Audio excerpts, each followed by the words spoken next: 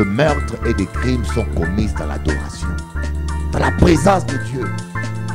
Parce que le diable ne veut pas que tu sois connecté dans la présence de Dieu. Celui qui danse dans le monde, dans une discothèque, n'inquiète pas le diable. Celui qui sort avec la femme d'autrui, n'inquiète pas le diable. Celui qui fait la politique, n'inquiète pas le diable. Mais celui qui vient dans la présence de Dieu et qui est en connexion avec Dieu et qui intercède pour le pays et qui prie pour la famille, celui-là est un danger pour le diable. Et le diable va envoyer une pénina pour les pousser à craquer, pour les pousser à se décourager, pour les pousser à peut-être avoir l'amertume et la haine. Regardez bien, parmi les 3 patriarches, il n'y a aucun patriarche qui a marché avec autant d'anges que Jacob. Pourtant, quand on regarde leur vie, Jacob avait une vie tumultueuse. C'était un voleur, un usurpateur. Je crois que Jacob aurait été ici en Guadeloupe, il ne serait jamais pasteur. On est d'accord? Jacob aurait été un Antillais, il n'aurait jamais été pasteur. Personne ne serait venu dans son église. Ah, Michel là, il avait couillonné son frère. Voyez, on se réfère toujours au passé des gens. Mais Dieu avait oublié le passé de Jacob. Mes frères, apprenez à voir les gens dans le présent, pas dans leur passé. Applaudissez le Seigneur Jésus.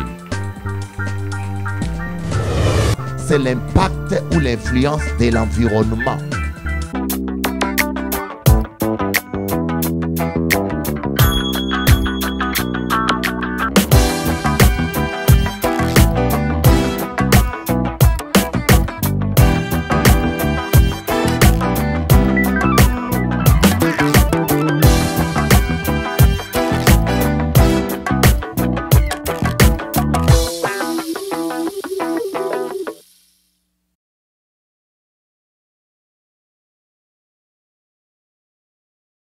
Amen.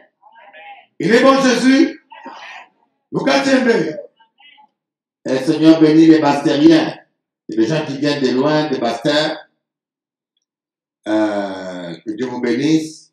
Quand les gens font des kilomètres pour venir écouter la parole de Dieu, cela veut dire qu'ils ont soif. Alléluia.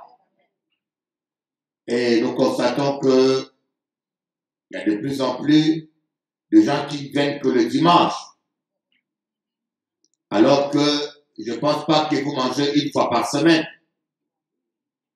Hein, vous mangez tous les jours. Mais pour la parole de Dieu, on vient que le dimanche. Et nous allons voir dans la Bible que cela est un signe spirituel d'une maladie spirituelle qu'on appelle le refroidissement spirituel.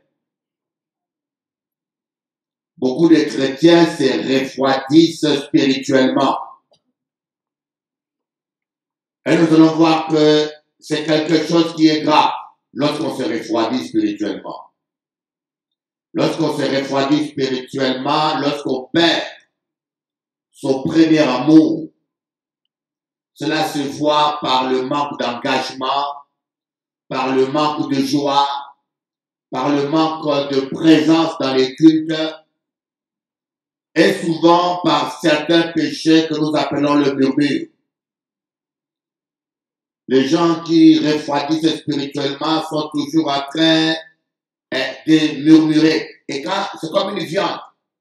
Quand vous posez une viande dans le feu, sur le feu, et vous laissez voir que la viande est bien cuite et bonne à manger. Mais quand la viande n'est pas mise sous le feu, on ne peut pas la manger à moins qu'on soit un animal comme des lions. Et nous avons besoin d'être sous le feu de l'Esprit de Dieu.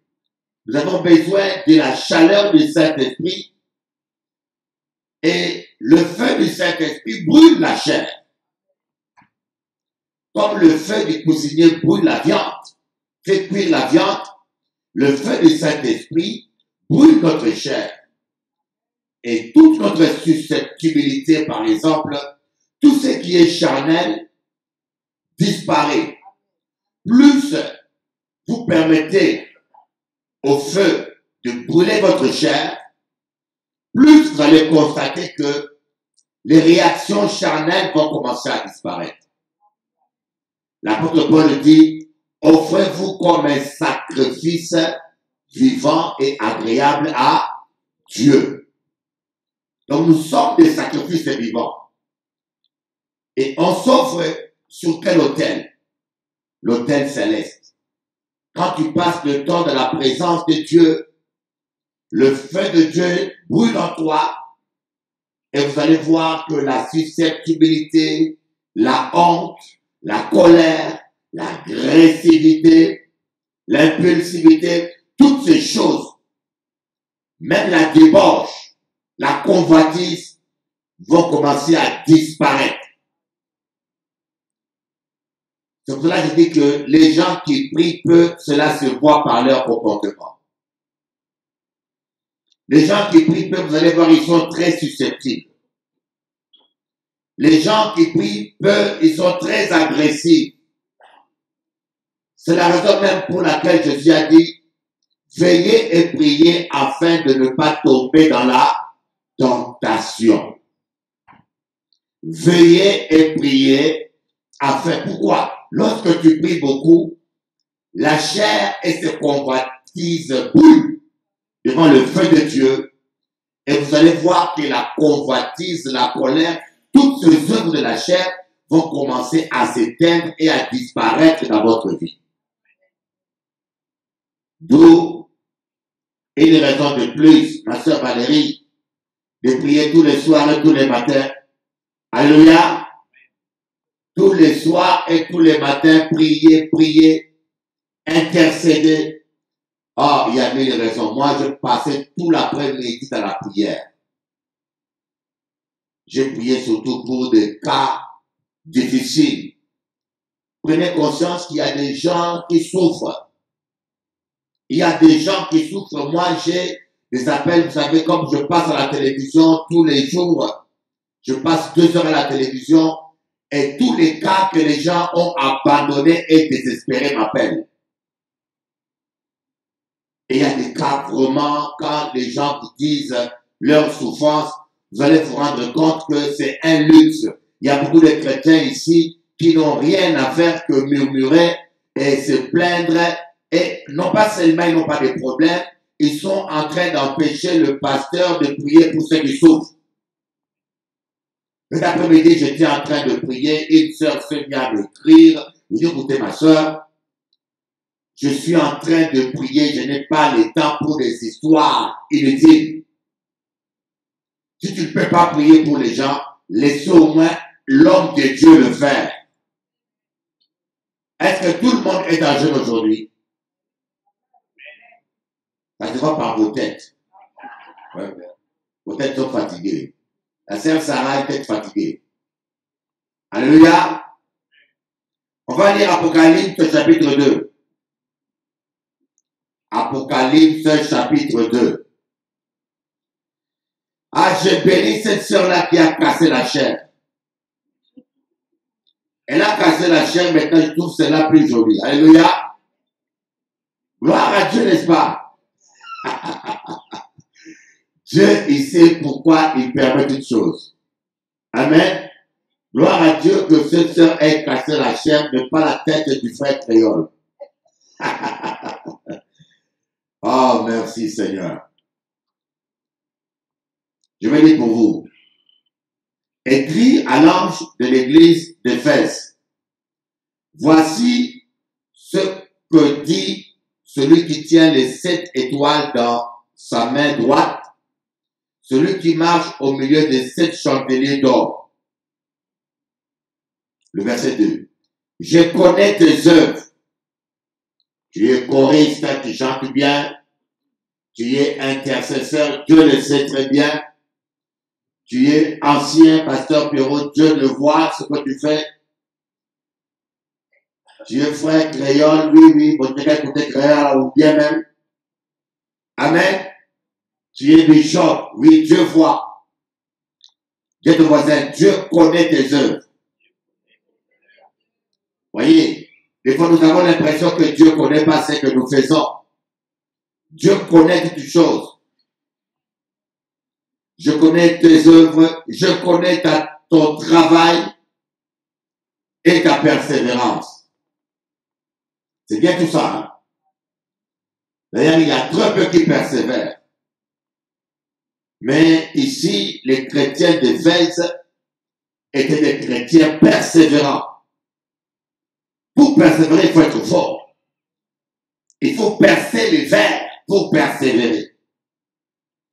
Il faut percer les verres des portes, les verres des fenêtres pour persévérer. Il faut percer vers Jésus pour persévérer. Est-ce que vous comprenez mes combinaisons? Alléluia. Donc, la persévérance, déjà, il y a très peu qui persévèrent.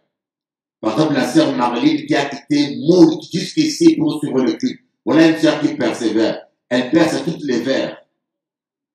Alléluia. Et je connais ta persévérance. Je sais que tu ne peux supporter les méchants. Vous voyez que les méchants, il n'y en a pas que dans notre église. Même à l'église d'Éphèse, il y avait des méchants. Dans toutes les églises, il y a des méchants. Alléluia. Alors, il faut arrêter de vous plaindre. Ah, il y a des gens qui sont méchants. Ah, il n'y a pas. Dans toutes les églises, il y a des méchants.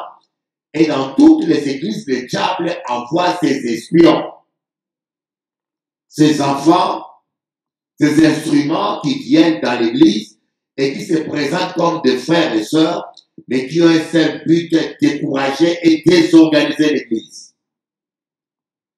Je sais que tu ne peux pas supporter les méchants. Vous voyez, tu ne peux pas supporter les méchants. Mais il y en a qui sont amis des méchants. J'arrive pas à comprendre comment un chrétien peut être ami avec un méchant. J'arrive pas à comprendre. Comment est-ce que tu peux sourire et parler avec quelqu'un qui fait des mauvaises choses contre les gens et tu le sais? Parce que lorsqu'on parle de l'amitié, on parle d'une communion. Tu ne peux pas être ami avec quelqu'un sans être en communion avec la personne et en accord avec ce que fait la personne. Voilà pourquoi David dit, je suis l'ami de ceux qui te craignent. Alléluia. Je suis l'ami de ceux qui... Écoutez, il faut effacer de votre carnet toutes les mauvais amis. Un jour, ils se tourneront contre vous. Avoir des mauvais amis, c'est gaspiller son temps. Je connais un couple de gens riches, bien placés, qui avaient des faux amis. Beaucoup d'amis, mais ces gens qu'ils considéraient comme des amis étaient plutôt des gens intéressés, qui les fréquentaient quand ils avaient de l'argent. Et le jour où ils ont fait faillite parce que ce monsieur avait un magasin de photographie, de photographes, et un voleur était venu avec un fusil pour le braquer, et lui, il a sorti son fusil et il a tiré le premier. Et il a eu des problèmes avec la justice, il a perdu ce client, et il a perdu tous ses amis. Je vous donne un conseil, les amis sont très importants. Le choix de vos amis détermine la qualité même de votre vie. Les choix de vos amis déterminent même jusqu'où vous pouvez percer. De vos amis peuvent être très utiles et vous donnent des bons conseils. Regardez, Abraham, il avait un serviteur, quelqu'un à qui il avait confiance. Et lorsqu'Abraham est devenu aveugle, il ne voyait plus bien. Il avait vieilli. Il n'avait plus l'énergie qu'il avait habituellement. Il a dit à son serviteur, pose ta main sur ma cuisse. Jure-moi que tu vas aller, parce que je ne peux plus voir, mais je peux te faire confiance. Va chercher une épouse pour mon fils Isaac. Va dans tel endroit, quelqu'un de ma famille, quelqu'un. Abraham a donné ses critères. Et heureusement qu'Abraham avait quelqu'un sur qui il peut compter. Il faut toujours dans la vie avoir quelqu'un sur qui tu peux compter. Gogo. Mais ce genre de personnes, on peut les avoir si on sait pendant les bons moments investir au bon endroit. Quand tu es encore en santé, quand tu prospères encore, quand tout va bien, fais profiter ta bénédiction aux bonnes personnes. Sème dans la vie des bonnes personnes. Invite des bonnes personnes. Cultive des relations avec des bonnes personnes. Sachant que le jour des malheurs, tu pourras reconnaître que tu as sémé en eux. Mais des fois, nous, quand tout va bien, on n'a que des amis superficiels. Des mauvaises personnes. Et le jour où on a des problèmes, il n'y a personne qui est là pour nous aider. En fin de compte, on se plaint de l'ingratitude. En réalité, on doit se plaindre de notre propre manque de sagesse. Amen. Souvent, on se plaint de l'ingratitude, mais la plupart des fois, nous sommes toujours attirés par les ingrats. Alléluia. Les problèmes, ce n'est pas les gens. Sur terre, il y a des ingrats, il y a des bons, il y a des mauvais. Mais toi, tu es toujours attiré vers les mauvais. Donc, comme une femme qui a dit, Bishop Eli, je tombe toujours sous des escrocs. Une soeur qui m'a dit ça. Bishop Eli, je n'ai pas de chance dans ma vie. Chaque fois que je fréquente un homme, c'est un escroc. Alors, je lui ai dit, quels sont les critères des choix des gens que tu fréquentes? En fin de compte, on s'est rendu compte que ces critères étaient superficiels. Il aime des gens bien habillés, des gens bien parfumés, des gens bien stylés. Alors, en tout cas, il aime tous les critères que les escrocs ont. Beaucoup. Les escrocs, ils peuvent acheter une voiture qui vaut son SMIC. Ils préfèrent mourir de faire la maison, mais il investit tout son argent de SMIC dans une voiture. Parce qu'il sait qu'il va les rentabiliser en séduisant une fonctionnaire qui fonctionne bien. Beaucoup d'amis aujourd'hui. C'est un investissement. Il sait qu'en soignant son apparence, son français, il peut séduire une catégorie de femmes désespérées qui sont prêtes à se donner corps et âme et chair. Alléluia. Verset suivant. Tu as mis à l'épreuve ceux qui se prétendent apôtres sans l'être. Voyez. Je ne sais pas si vous comprenez qu'aujourd'hui on dit qu'il y a beaucoup de faux apôtres, mais ce n'est pas la première fois. Depuis le 1er siècle, ce problème existait. Des gens qui se autoproclament apôtres. Voilà. Ceux qui prétendent être apôtres sans l'être. Vous voyez que ce que nous vivons aujourd'hui, nous ne sommes pas le premier. Ce genre de problème daté depuis longtemps. Tu as mis à l'épreuve ceux qui se prétendent apôtres sans l'être. Et tu les as trouvés menteurs. Oui, tu as de la persévérance. Tu as souffert à cause de mon nom. Et tu t'es pas lassé. Mais c'est que j'ai contre toi, c'est que tu as abandonné ton premier amour. Ouh. Ce passage-là, quand je l'ai lu, Dieu m'a parlé de ça. Je dis de repentir. Vous savez, lorsqu'on abandonne le premier amour, ça ne veut pas dire qu'on est obligatoirement dans le péché. Ça ne veut pas dire qu'on est... Le fait d'abandonner son premier amour est un péché. Mais des fois, on ne s'en rend même pas compte. On n'est pas dans les montres, on ne se livre pas, on ne se bat pas, mais on n'a plus le même zèle. Alléluia. On n'a plus le même zèle. On n'a plus la même motivation. Avant, tu venais à l'église à 18h30. Maintenant, tu viens en retard. Les gens qui abandonnent le premier amour, ils abandonnent d'abord la première chose. Le premier signe qui montre que quelqu'un est en train d'abandonner le premier amour, c'est l'engagement dans la prière personnelle. Alléluia. L'engagement dans la prière personnelle. Et ça, toi seul, tu peux le savoir. Est-ce que tu pries comme tu priais avant? Oh. Voilà la question que je te pose.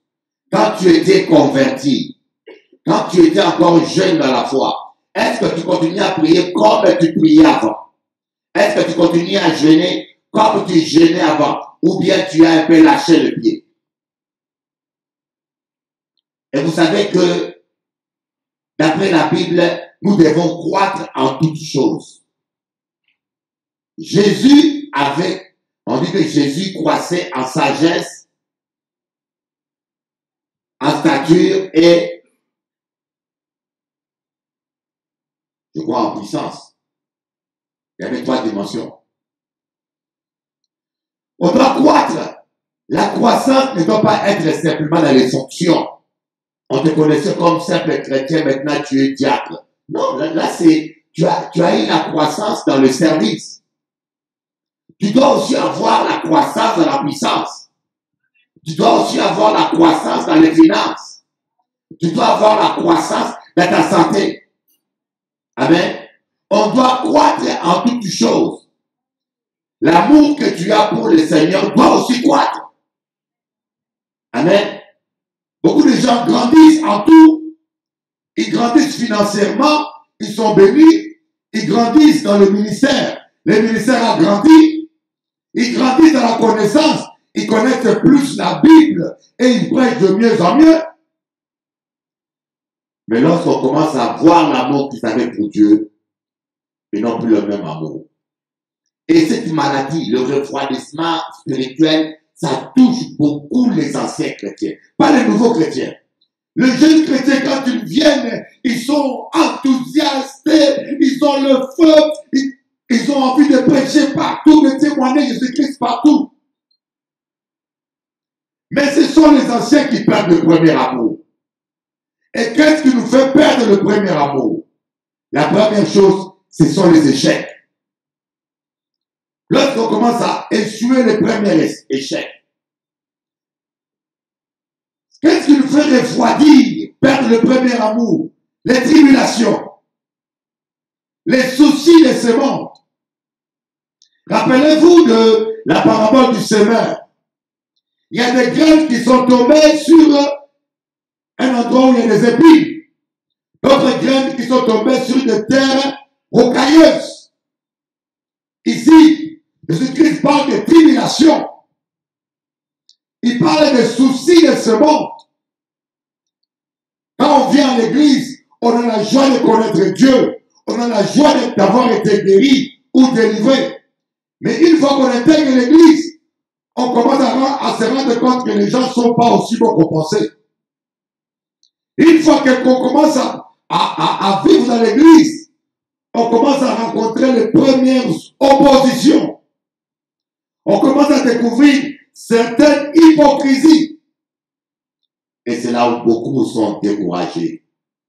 Et c'est là où beaucoup commencent à perdre leur premier amour. Alléluia.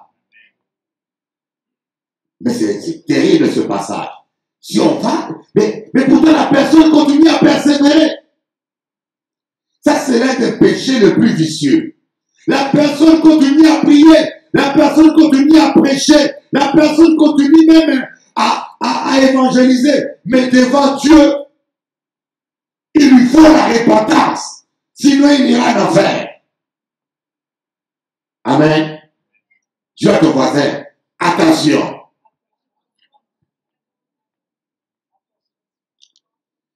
Les gens qui ont perdu le premier amour, ça se voit. Ils n'ont plus la joie. Parce que le Saint-Esprit, je vous dis, il est toujours en mouvement. Le Saint-Esprit avance toujours. Voilà pourquoi l'apôtre Paul a dit, je marche de gloire en gloire et de victoire en victoire. Le Saint-Esprit, il nous amène à la croissance, comme dit le Proverbe. La lumière du juste est comme l'éclat du soleil, croissant du lever du soleil jusqu'à plein midi. Vous voyez le soleil quand il se lève, la lumière, il se lève, la lumière apparaît Et la lumière grandit, pousse, croît, jusqu'à ce qu'il arrive en plein midi. Et après, vers 13h, ça commence à baisser. C'est comme ça que doit être la vie des chrétiens. Tu dois croître. Ta joie doit croître. Tes finances doivent croître. Tes services doivent croître. Ton amour doit croître. L'option doit croître en toi. Ton engagement doit croître. Ton argent doit croître. Applaudissez-moi Jéhovah. Alléluia.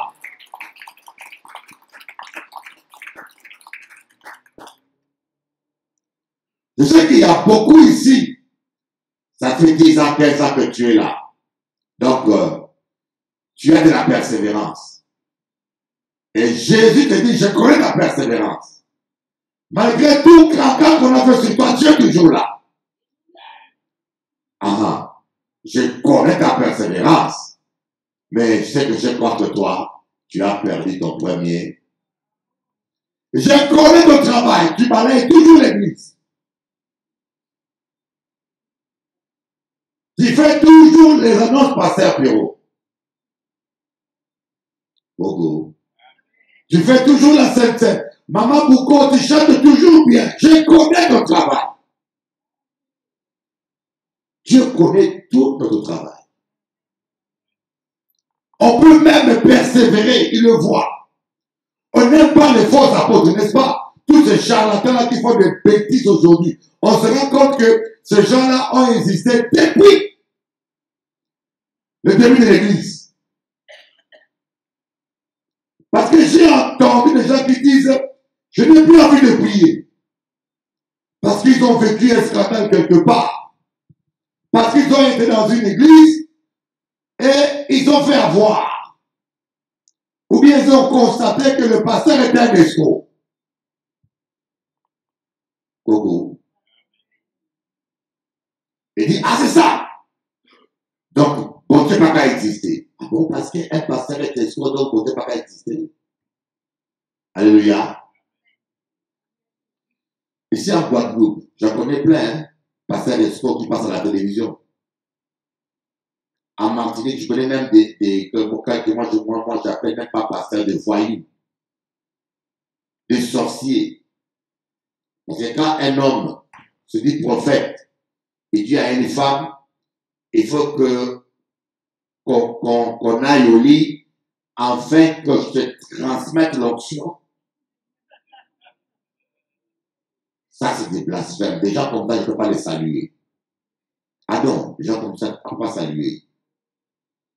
Alléluia. C'est terrible, hein? C'est terrible ce qu'ils font les gens. Pour moi, ça, c'est la sorcellerie. Alléluia. Il n'y a pas plus que ça. Ça, c'est vraiment le début de la sorcellerie. Mais ce que Dieu a contre toi, c'est que tu as abandonné ton premier amour. Quand vous lisez les lettres de l'apôtre Paul aux chrétiens d'Éphèse, vous allez voir combien de fois l'apôtre Paul parle des œuvres de la chair. Et il parle aussi de la plénitude du Saint-Esprit. Les chrétiens d'Éphèse avaient beaucoup de dons spirituels. Ils parlaient beaucoup en langue, ils avaient l'option. L'apôtre Paul a beaucoup parlé de l'unité aussi. L'unité dans la foi. Mais le problème, ces gens-là avaient abandonné le premier amour. Et vous savez, le problème des fois, tu peux examiner ta vie. Hein? Tu examines ta vie, tu ne vois aucun péché. C'est ce qui est vicieux. Tu ne voles pas, tu ne mens pas, tu ne bois pas, tu examines ta vie. Tu vois exactement qu'il n'y a rien du mal que tu fais. Et tu as l'impression que ta vie est en ordre. Alors que malgré tout ça, malgré ta persévérance, Jésus te dit, tu as perdu ton premier amour. Parce qu'avant, tu passais des matinées entières à m'adorer. Parce qu'avant, tu aimais témoigner pour moi. Parce qu'avant, tu étais même prêt à donner. Vous savez, c'est la raison pour laquelle les gens qui ont perdu le premier amour, je peux vous le dire, ils ont un problème sérieux avec la dîme. Beaucoup. On dit à tout d'amen. Les gens qui ont perdu le premier amour ont un problème sérieux avec la dîme. Et les gens qui ne donnent pas leur dîme ont perdu le premier amour. Beaucoup d'amen. Comme j'ai dit, 10 chrétiens smicards, écoute-moi bien, 10 chrétiens smicards peuvent payer un pasteur le SMIC. Est-ce que c'est vrai ou pas? Moi, j'ai vu des églises où il y a 50 personnes dans l'église, on n'arrive même pas à payer le pasteur un salaire. Le pasteur travaille pour Dieu sans salaire. Le pasteur a une femme, il a des enfants. J'ai un ami en moi comme ça, je ne donnerai pas son nom, je dis, mais mon frère, c'est un problème. Tu as un problème, est-ce que tu enseignes bien ces chrétiens-là? Comment une église de 70 personnes qui ne sont pas clochards ne peuvent pas payer un pasteur normalement?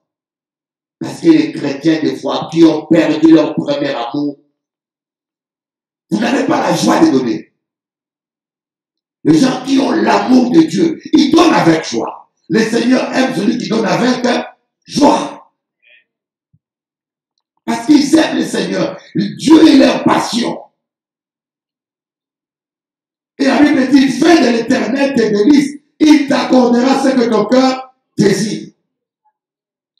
Or, nous constatons ici, d'après tout ce que Jésus dit là, on peut être persévérant, on peut travailler pour Dieu, on peut détester même les hypocrites, les faux apôtres, et même les mettre à l'épreuve. On peut ne pas supporter la méchanceté, mais malgré tout ça, perdre son premier amour. Et quelqu'un qui a perdu son premier amour, il va en enfer. Voilà pourquoi vous allez voir, ici, Jésus-Christ se dit, verset 5, souviens-toi donc d'où tu es tombé. La première chose, il faut se rappeler où tu es tombé. Répands-toi et pratique tes premières œuvres. Sinon, je viendrai bientôt à toi et j'enlèverai ton chandelier de sa place, à moins que tu ne changes d'attitude. Tu as ton voisin, change d'attitude. Non, dis-le avec autorité. Change d'attitude. Oh my God. Qu'est-ce que le Seigneur dit? Réprends. Réprends tes œuvres avant de témoigner. Et dis-moi, qu'est-ce que tu faisais avant que tu ne fais plus? Est-ce qu'il y a quelqu'un ici qui se rappelle des choses qu'il faisait avant qu'il ne fait plus maintenant? Des bonnes choses que tu faisais avant que tu ne fais plus. Alléluia. Quand vous avez des choses bonnes que vous faisiez avant que vous ne faites plus, ça veut dire qu'il y a quelque chose qui ne va pas. Ma Valérie, qu'est-ce que tu faisais avant que tu ne fais plus?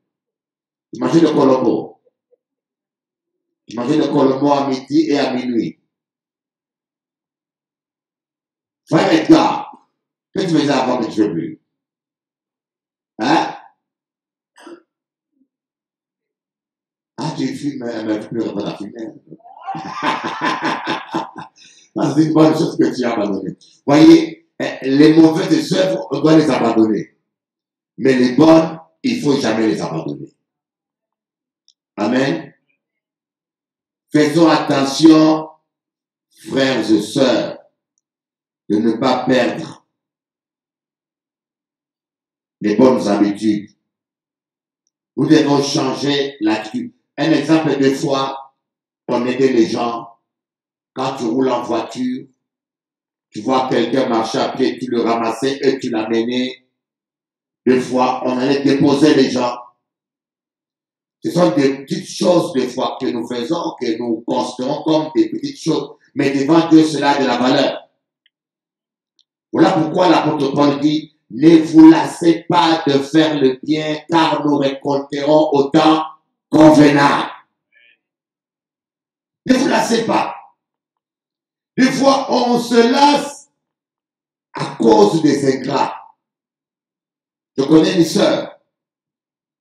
Cette sœur-là avait logé un frère qui n'avait pas où dormir.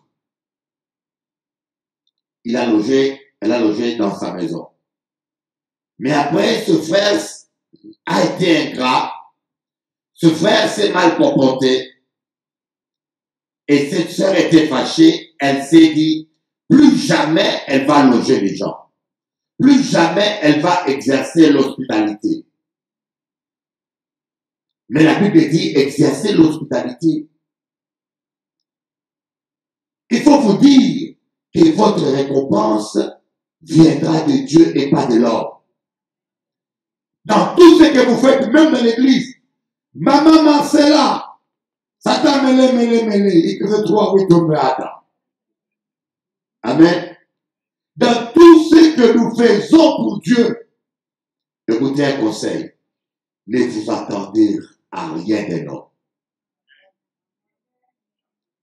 Moi, aujourd'hui, je parlais avec la mère de ma fille qui est à New York. Je dis, écoutez, moi, je m'attends à rien des enfants. Elle m'a dit, mais non, cette fille-là, elle est comme Jésus. Oui, ça m'a dit, elle défend sa fille. Hein. Elle est comme Jésus. Elle n'oubliera pas, je dis, pas de problème.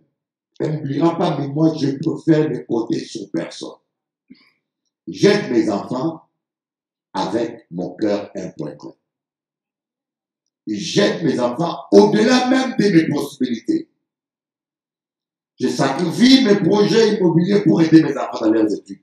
Mais je le fais, je ne m'attends à rien. Un secret, ne vous attendez à rien de l'homme. Même si on appelle Bishop Eli, attendez tout de Dieu. Applaudissez-moi Jéhovah, alléluia. Et c'est comme ça que vous n'allez jamais vous décourager. Mais lorsqu'on est déçu des hommes, on est déçu des femmes, on est déçu des enfants même. Même les enfants nous déçoivent. Surtout les filles. Vous les filles. Lorsqu'elles rencontrent un jeune homme, un petit charlot, aux poches trouées. Si maman dit, je ne veux pas de cet homme-là, maman devient l'ennemi numéro 1, n'est-ce pas? Et il faut même la fille s'en va avec le monsieur, ne parle plus avec sa mère. Jusqu'à ce que le monsieur va la tromper ou la décevoir, elle va revenir vers sa maman. C'est pareil aussi pour les garçons qui abandonnent leurs parents pour une femme. Mais est-ce que tu pourras rembourser à ta mère ou à ton père ce qu'il a fait pour toi? Tu ne pourras jamais. Lorsque tu étais bébé, en plus, certains ici, à voir à leur tête, ils ont dû consommer des couches et des couches. Hein? Lorsque tu étais bébé, maman enlève des couches, nettoie toute la saleté. Moi, j'ai vu un enfant déjà faire popo, je dis, wow, les mamans ont un cœur dur, hein. Parce qu'un enfant fait popo, tu donnes, maman, fais pas de ton enfant, c'est l'amour d'une mère, c'est extraordinaire. Elle enlève tout ça, elle nettoie. Amen. Et une fois qu'on grandit, on devient grande dame, on se voit belle, et puis on se met à crier sur maman encore. Alléluia. Voilà pourquoi il me dit que honore ton père et ta mère afin que tu vives longtemps sur la terre et que ta vie soit heureuse. Alors les gens qui ont perdu leur premier amour, ils continuent des fois à travailler, ils continuent parfois à persévérer, mais avec de mauvaises motivations. Dieu veut qu'on prêche par amour pour lui. Dieu veut qu'on prie pour les gens par amour. Dieu veut qu'on persévère parce qu'on aime son œuvre. Mais beaucoup de gens persévèrent pour leur propre gloire. Beaucoup de gens prient pour les gens pour leur gloire. Comme l'apôtre Paul dit, Il y en a qui prêchent Christ par rivalité et il y en a qui prêchent Christ pour faire gloire. Amen. On peut chanter ici pour Dieu. Mais je peux chanter pour faire gloire. Au lieu que je cherche à plaire à Dieu, tu vois une bonne motivation. Je chante pour plaire à Dieu. Je chante pour édifier les gens. Une autre personne sera ici devant, va chanter pour chanter mieux que l'autre. Amen. Il faut que ma voix soit meilleure que celle de l'autre. Il faut que je prêche mieux que celui-là. Tu vois que nous prêchons tous. Nous persévérons tous. Mais devant Dieu, toi, tes motivations sont impures.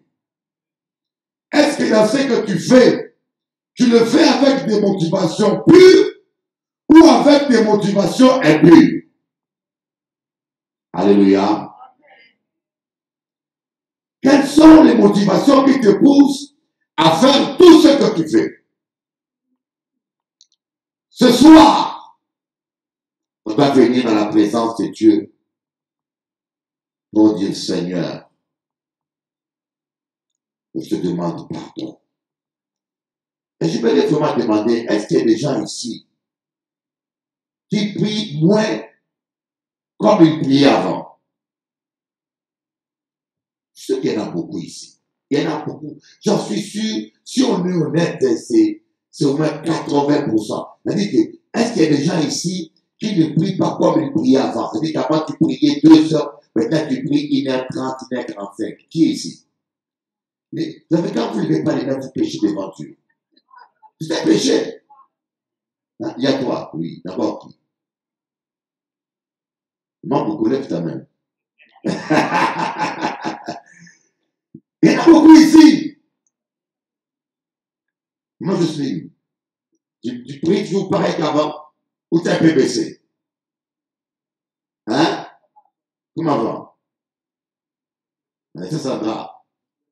Un peu baissé, hein? Ah. Je sais qu'il y en a beaucoup qui ont baissé. Alors, ma sœur Elisabeth, est-ce que tu pries comme avant? Un peu baissé, hein? Ah, tu vois. Sarah, je ne pose même pas la question. Je le sens par ta chevelure. Plus une femme a un gros chignon pour se la baisser. Alléluia. Et je vous dis la vérité. Et vous savez, cette maladie-là qu'on appelle le refroidissement spirituel, même nous les bishops, moi, il n'y a pas longtemps, je me suis repenti de ça. C'est la maladie qui tue le plus les gens spirituels. Parce que vous avez l'impression de n'avoir commis aucun péché. Vous faites toujours des bonnes choses comme d'habitude, vous prêchez toujours comme d'habitude, mais Dieu n'est pas content. Parce qu'avant, tu étais plus zélé.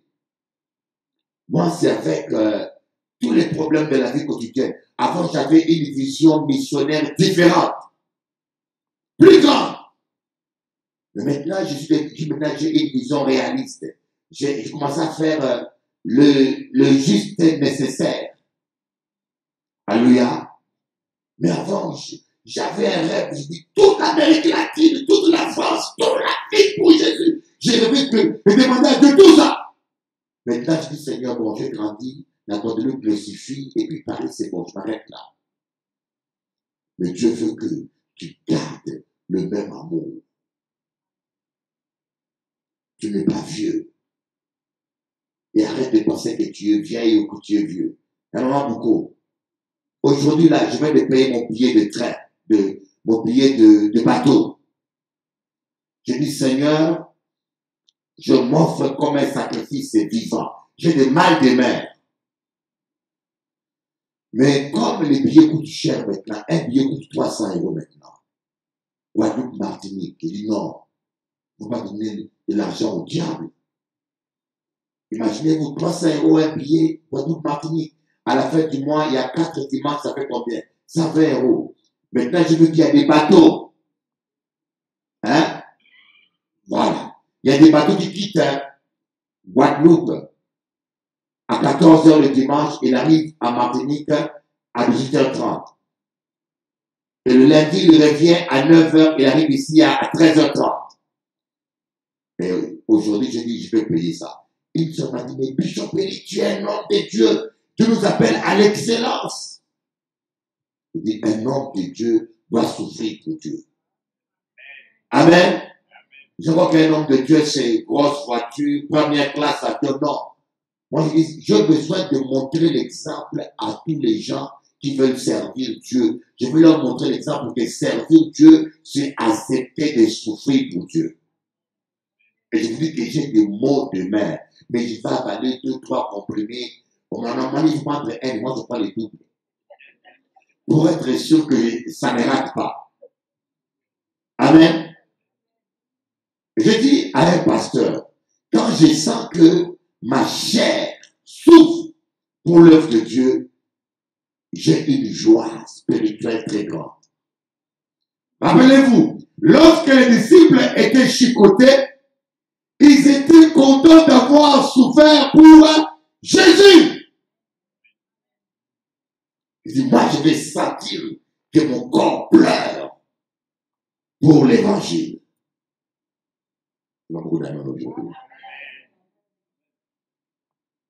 C'est ça l'amour de l'œuvre de Dieu. Nous devons pratiquer toujours. Nous devons grandir dans l'amour. Grandir dans la prière. Grandir dans toutes choses. Et je constatais ici à Bergevin, beaucoup des anciens ont baissé les mains. Quand je dis anciens, pas anciens de fonction, mais les gens qui sont là depuis longtemps. Même quand on a même des retraites, voilà un des crédits. Si on veut compter les anciens même des fonctions, il y en a combien? 3. 3 ou 4, n'est-ce pas? Ou 2. Alléluia. À la veille de prière, des fois, il n'y a aucun ancien. Quand je dis un ancien, c'est comme un moniteur. Il doit montrer l'exemple. Les bébés spirituels veulent voir l'exemple d'en haut. L'exemple commence en haut. C'est vrai qu'il y en a qui ont un certain âge. Oui, mais moi je vous dis, Pasteur Pierrot, à Moringis, à Paris, j'ai vu une prophétesse de 80 ans faire la veillée. Et elle prie plus fort que tous les jeunes. 80 ans. Alléluia. Quand on commence à se croire vieux, c'est là qu'on commence à vieillir. Il faut dire, je suis jeune. Dans le nom de Jésus. Amen. Je suis jeune et je ne vieillirai pas. Et j'ai constaté que ici, regardez, Pasteur Pierrot, il fait certain travail que le jeune aurait déjà dû commencer à faire. Mais les jeunes sont parfois plus fainéants même encore. Le pasteur Pierrot, le frère Kitou, ceux qui me prennent en voiture à l'aéroport, puis on est à la maison, alors qu'il y a des jeunes qui peuvent faire ces choses, ce genre de choses. Mais ils traînent, ils ont trop de soucis. Ils sont piégés par les soucis. Les soucis de la vie refroidissent l'amour qu'on a pour Dieu. Aujourd'hui, j'ai suivi une vidéo que je prêchais il y a longtemps, qu'on a repassée. Ça m'a tellement touché que je l'ai rechargé encore. Les soucis de la vie deviennent une distraction. Il y a des gens, quand ils pensent à leurs problèmes. Quand ils prient pour leurs problèmes. Quand ils jeûnent contre les démons qui sont dans leurs problèmes. Et leur vie est centrée autour de leurs problèmes. L'apôtre Paul dit, les soucis et le péché nous enveloppent si facilement. Au lieu de fixer les regards vers Jésus, on fixe les regards vers les soucis. Il y a des gens, leur problème, c'est leur mariage. Quand ils prient, c'est pour leur mariage. Quand ils jeûnent, c'est pour leur mariage. Quand ils pensent à leur mariage. Ton mari ou ta femme devient ton idole. Il ne faut pas que tes problèmes, que cela soit des problèmes avec les enfants ou les problèmes financiers, prennent le centre de ta vie. C'est comme ça qu'on se refroidit. Il faut que Jésus soit au centre. Applaudissez le Seigneur Jésus.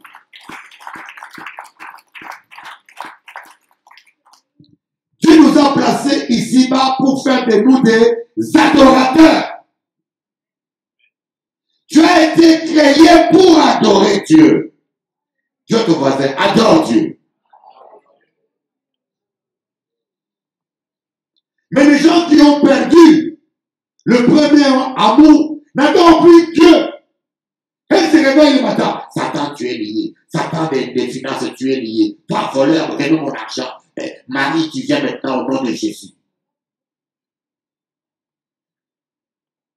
Tu appelles Marie, tu dis Marie, viens. Mais c'est un singe qui va venir à ta fenêtre. Alléluia.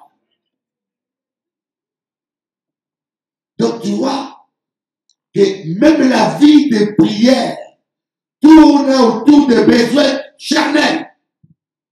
On appelle ça la distraction. Mais David dit, comme une biche soupire auprès de courant d'eau, mon âme soupire auprès de toi, oh Dieu. Il dit, je demande à l'Éternel une chose, que je désire ardemment habiter toute ma maison dans la maison de l'Éternel, pour contempler sa gloire et sa magnificence. Et non pour recevoir de l'argent, et non pour recevoir le mariage, et non pour recevoir la délivrance. Il y a le mariage, il y a la délivrance, il y a la guérison, il y a la prospérité dans la présence de Dieu. Mais ce n'est pas cela qui doit être la motivation de notre adoration. Je ne viens pas prier que pour ça. Je viens prier parce que j'aime Jésus. Et une fois, avant de nous bénir, Dieu nous met à l'épreuve. Pour voir si tu l'aimes vraiment ou si tu veux l'utiliser pour avoir ce que tu cherches. Et c'est là où on voit que les gens qui n'aiment pas vraiment Dieu, mais qui viennent à l'église par intérêt seulement pour recevoir quelque chose, ce sont des gens, des fois, qui se refroidissent. Vous allez voir, au début, il a la joie, au début, il aime le Seigneur, et après, vous vous rendez compte que la joie s'en va, et puis, et les gens qui ont perdu leur premier amour, ils sont toujours en train de murmurer, tous les murmures, ils sont toujours en train de critiquer tel musicien, tel choriste, ah, l'église ne va pas bien. Mais attends, critiquer l'église, critiquer les gens, ça change quoi? L'apôtre Paul priait pour les gens. Si vous lisez les livres d'Éphésiens, même de Corinthiens, vous allez voir l'apôtre Paul dit, je fais mention de vous dans mes prières nuit et jour. Je plie les genoux devant Dieu le Père, de qui toute famille sur terre tire son nom, afin qu'il vous donne d'être fortifié dans votre homme intérieur, afin que vous soyez fondés et enracinés dans l'amour. Donc l'apôtre Paul dans Éphésiens, allons voir ça. Éphésiens. Qui moi peut trouver mon verset là?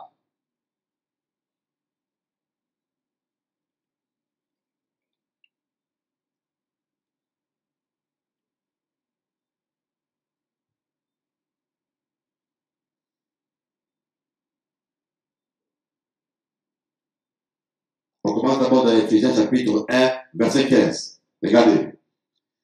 C'est pourquoi, moi aussi, après avoir entendu parler de votre foi dans le Seigneur Jésus et de votre amour pour vous, pour tous les saints, je ne cesse de dire toute ma reconnaissance pour vous lorsque je fais mention de vous dans mes prières.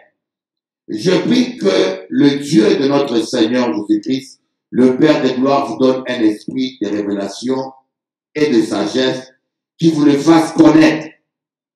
Voyez, l'apôtre Paul priait.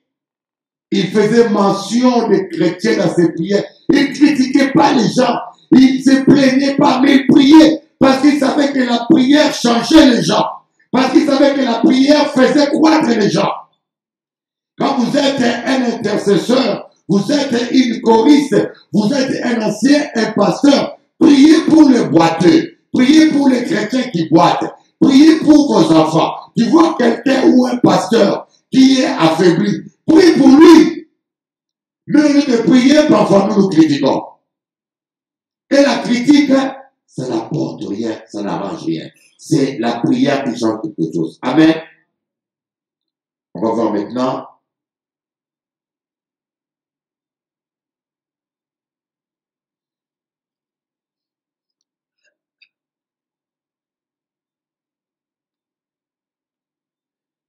Éphésiens 3, verset 14. Voilà pourquoi j'ai plié les genoux devant le Père. Oui. Voilà pourquoi j'ai plié les genoux devant le Père de notre Seigneur Jésus-Christ, de qui toute famille dans le ciel et sur la terre tient son nom.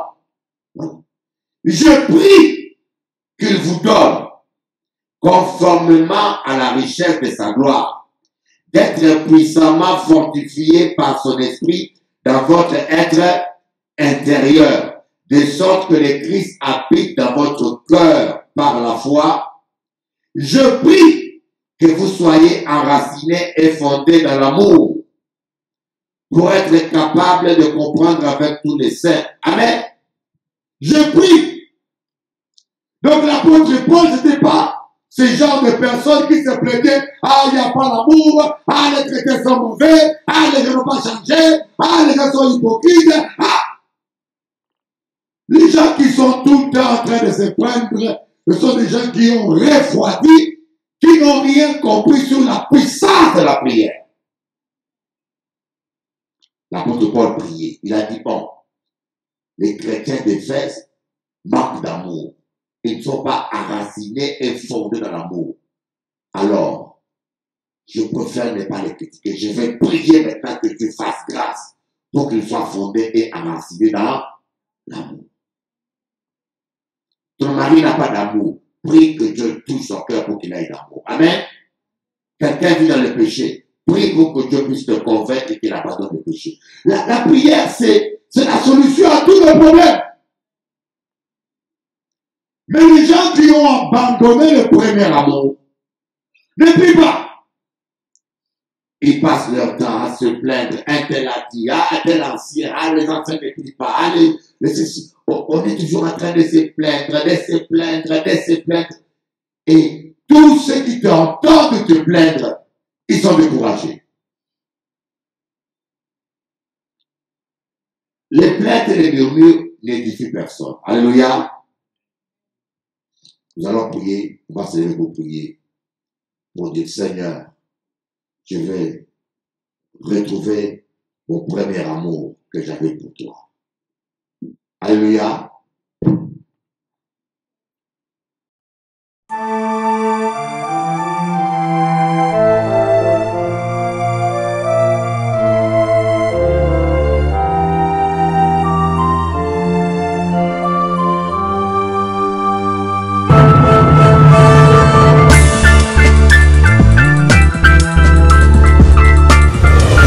Beaucoup de meurtres et de crimes sont commis dans l'adoration, dans la présence de Dieu.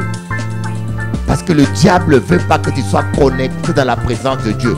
Celui qui danse dans le monde, dans une discothèque, n'inquiète pas le diable. Celui qui sort avec la femme d'autrui, n'inquiète pas le diable. Et celui qui fait la politique, n'inquiète pas le diable. Mais celui qui vient dans la présence de Dieu et qui est en connexion avec Dieu et qui intercède pour le pays et qui prie pour la famille, celui-là est un danger pour le diable. Et le diable va envoyer une pénina pour les pousser à craquer, pour les pousser à se décourager, pour les pousser à peut-être avoir l'amertume et la haine. Regardez bien, parmi les trois patriarches, il n'y a aucun patriarche qui a marché avec autant d'anges que Jacob. Pourtant, quand on regarde leur vie, Jacob avait une vie tumultueuse. C'était un voleur, un usurpateur. Je crois que Jacob aurait été ici en Guadeloupe, il ne serait jamais pasteur. On est d'accord? Jacob aurait été un Antillais, il n'aurait jamais été pasteur.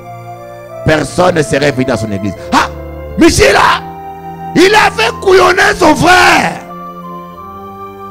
Voyez, On se réfère toujours au passé des gens. Mais Dieu avait oublié le passé de Jacob. Mes frères, apprenez à voir les gens dans le présent, pas dans leur passé. Applaudissez le Seigneur Jésus. C'est l'impact ou l'influence de l'environnement